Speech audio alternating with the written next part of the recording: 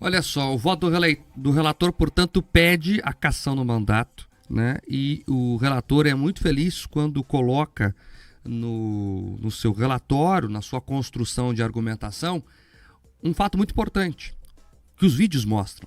A porta da igreja é fechada. O vídeo mostra isso, o padre fecha a porta da igreja. Porém, a porta lateral segue aberta e é por ali que eles entram. Se alguém fecha a porta principal de algum lugar para você, é porque você não está convidado a entrar. Se você insiste na entrada, você está invadindo. Então, é óbvio, mas precisa ser dito. Foi isso que aconteceu, exatamente isso que aconteceu. E o vereador Cid Toaldo, portanto, diz que houve abuso da prerrogativa de vereador, configurando assim a quebra de decoro, o que enseja na perda de mandato. O relator ainda fala o seguinte, que em nenhum momento, durante o ato, né, que inclusive tinha palavras de natureza político-ideológica, eles gritavam fora Bolsonaro, é o relato aqui do relator, né, o vereador Renato Freitas deixou a liderança da manifestação e nem pede que os manifestantes se abstenham de tal práticas. O relatório muito feliz, muito correto, muito íntegro do relator Sidney Toaldo, que vai ser debatido daqui um pouco lá na Câmara de Curitiba. O que vai acontecer? Vamos aguardar para ver, mas adianto aqui que nada. O Conselho de Ética da Câmara de Curitiba irá passar a mão na cabeça de Renato Freitas. É simples assim. Para que o processo avance ao plenário, um possível processo de cassação, são necessários 5 votos, a maioria absoluta. E não tem no Conselho de Ética hoje 5 vereadores que farão isso. Por questão legal, Paulo, eu não vou aqui falar o que a gente acha, o que cada um vai votar. Primeiro que o vereador tem independência, pode mudar o voto até às 9 da manhã. É às 9, Bia? Até às 9 da manhã. 10h30 da manhã. 10h30 da manhã. Mas a gente já sabe o que pensa cada um. Então, a expectativa não é boa, Paulo. A Câmara de Curitiba não irá caçar Renato Freitas. Eu já tinha ouvido dizer que havia um movimento ali para não caçar o Renato Freitas, né? Mas versões a gente ouve de tudo quanto é lado. O que eu acho lamentável.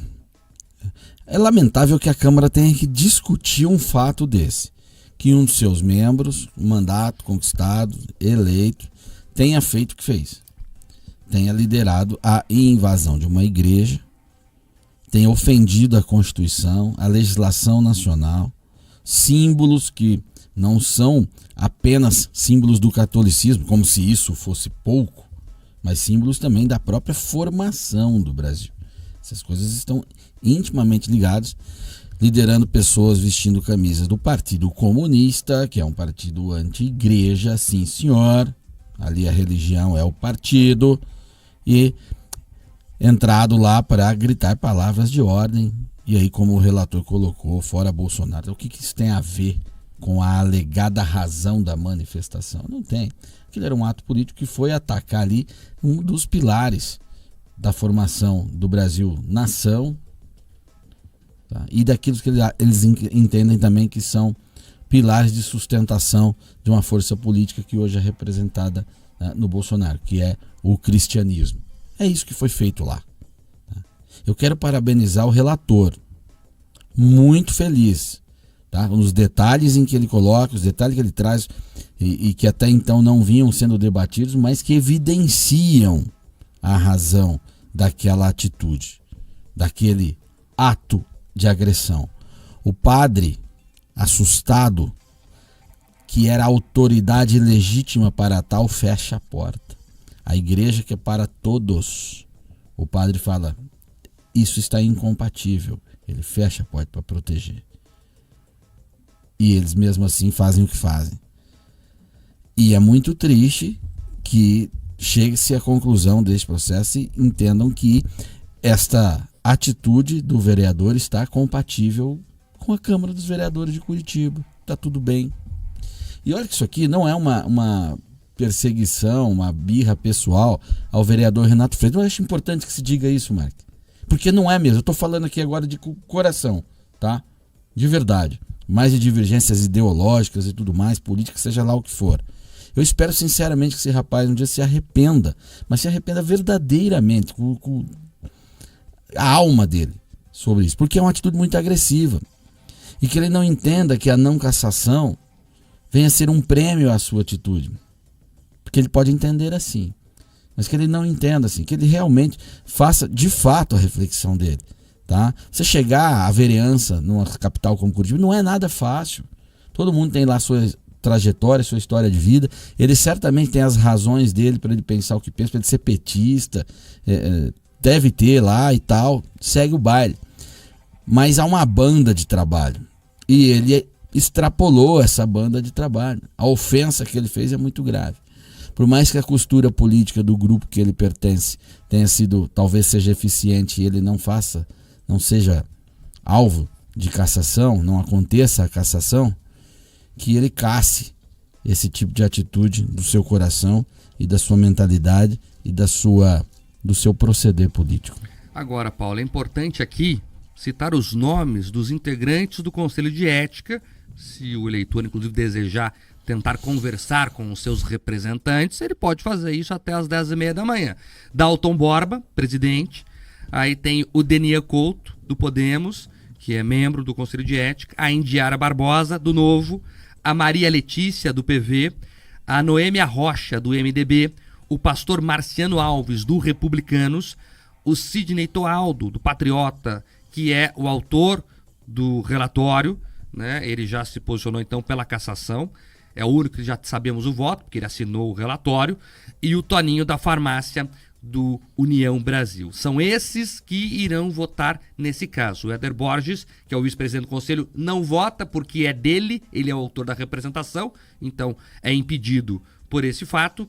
E o jornalista Márcio Barros, que também fazia parte do Conselho de Ética, né, se declarou impedido também, até pediu para sair do Conselho nesse caso, porque acabou adiantando o voto aí naqueles áudios de celular. Então, são esses vereadores que vão decidir o futuro do Renato Freitas. E é importante também, Paulo, e você é parlamentar e conhece muito bem como é que funcionam as casas, que os parlamentares do plenário pressionem também seus colegas do Conselho de Ética, porque a conta também será dividida para eles. Porque a imagem que a Câmara, a instituição, passará a Curitiba é que os vereadores são lenientes com quem invade a igreja.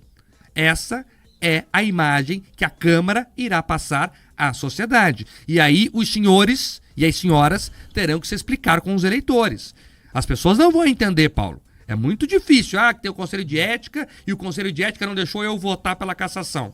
Vocês vão ter que suar a camisa. Então pressionem seus colegas, porque a pressão também funciona, não é, Paulo? Claro, a pressão funciona. É isso, é do processo. É assim mesmo.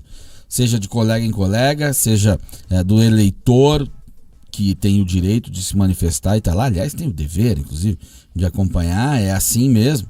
E, claro, essa atitude do Renato, se ela for entendida pela Câmara como aceitável, ela vai respingar em todos aqueles. Então vocês também concordam, vocês acham que está razoável agir assim. E aí a consequência política vai abranger todos. É uma avaliação que cada vereador vai ter que fazer. Tá? Não é só a bolha da Câmara dos Vereadores, que toda essa situação são bolhas. Existe na Câmara Federal, estou falando como um cara que participa internamente do processo, dando um depoimento praticamente. Né? Cuidado com essas bolhas. O mundo não é aquilo que a gente vive ali naquelas relações. Ele é muito mais complexo e reage de forma diferente. Resumindo, a sociedade curitibana, os cristãos de Curitiba, não estão representados naquela carta da Mitra. Não estão. É importante reforçar isso. Não estão. Aquela carta da Mitra representa quem escreveu ela. Tá? Porque todo mundo, sim, ficou muito ofendido com o que aconteceu. Então, avaliem. E esse discurso, Paulo, porque o cristão perdoa, é verdade. É uma questão sine qua non para o cristão. Agora, não quer dizer que o perdão alivia da penitência. O próprio cristianismo defende isso. Então, o perdão é uma coisa, agora, as consequências legais de quem comete erros, elas têm que ser buscadas. Porque são coisas diferentes, Paulo. É importante falar isso. Tem muito cristão na comissão defendendo que o caminho é o perdão. Perdão é religioso, é moral, é íntimo. Agora a questão legal, ela é separada, ela é divorciada disso. O perdão é para a alma, a lei dos homens, e a Câmara está discutindo a lei dos homens. Está lá os procedimentos de ética, decoro, legislação penal escrita pelos homens, que também há processo, há investigação sobre isso, Constituição escrita pelos homens. Nós estamos falando ali, senhores vereadores, de lei dos homens. Se vocês querem perdoar o Renato no seu íntimo, que perdoe. A Mitra perdoa, a igreja perdoa com toda certeza. Se o Renato quiser procurar uma igreja para ir lá rezar, confessar, fazer o que for, ele será bem recebido, não tenho dúvida disso. É sobre isso que trata o perdão. Se o Renato Freitas precisar de uma ajuda para alguma coisa, ele tem que ser ajudado. Perdão é isso. Não é você invadiu a igreja, vou pisar no seu pescoço agora. Mas isso é uma coisa. Agora, não puni-lo pelo que ele fez não tem a ver com perdão. É outra história. É a ver que não punir é dizer que aquilo está compatível com toda a legislação, com tudo que se estabelece na Câmara dos Vereadores. Você pode perdoar e votar pela punição conforme a lei dos homens. Não são coisas incompatíveis. Aliás, são coisas bastante compatíveis. Só fazer uma correção aqui. O pastor Marciano Alves, do Republicanos, não vota porque ele também entrou com um processo contra o Renato. Então, só retomando, quem vai votar hoje é Dalton Borba, presidente, Denia Couto, Indiara Barbosa, Maria Letícia, Noêmia Rocha, Sidney Toaldo, que é o relator, e o Toninho da Farmácia. Esses são os vereadores que vão decidir aí o que a Câmara fará com Renato Freitas. Nós, é claro, vamos acompanhar de perto tudo isso e trazemos todos os detalhes ao longo da programação aqui da Jovem Pan News e também da RIC TV.